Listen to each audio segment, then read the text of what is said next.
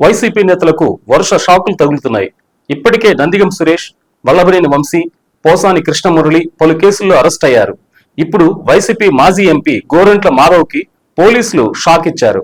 POCSO కేసులో బాధితురాలి పేరును ఒక ఇంటర్వ్యూలో చెప్పారంటూ ఆయనపై ఓ కేసు నమోదైంది. ఈ క్రమంలోనే విచారణకు హాజరు కావాలని విజయవాడ సైబర్ క్రైమ్ పోలీసులు అనంతపురంలో ఉన్న గోరంట్ల ఇంటికి వెళ్లి నోటీసులు అందజేశారు. దీంతో అక్కడ ఉద్రిక్త వాతావరణం నెలకొంది. అత్యాచార ఘటనలోని బాధితురాల పేర్లను బహిరంగంగా తెలిపారని 2024 నవంబర్లో మహిళా కమిషన్ మాజీ చైర్మన్ వాసిరెడ్డి పద్మ గోరంట్ల మాధవ్ పై పోలీసులకు ఫిర్యాదు చేశారు. దీంతో భారతీయ న్యాయ సంహిత సెక్షన్ 35/3 ప్రకారం గోరంట్లకు పోలీసులు నోటీసులు జారీ చేశారు.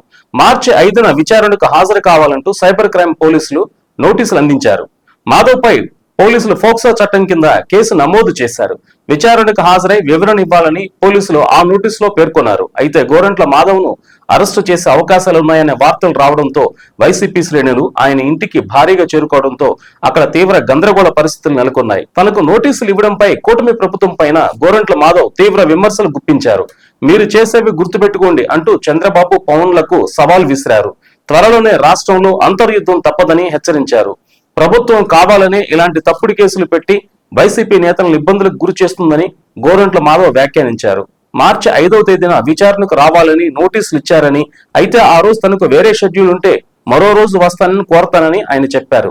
ఒకవేళ లేకపోతే అదే రోజు తన లాయర్తో కలిసి విచారణకు హాజరవుతానని గోరంట్ల మాధవ్ స్పష్టం చేశారు. గోరంట్ల మాధవ్ పై కూటమి ప్రభుత్వం కక్ష సాధింపు చర్యల్లో భాగంగానే ఈ నోటీసులు ఇచ్చారని వైసీపీ నేతలు ఆరోపిస్తున్నారు.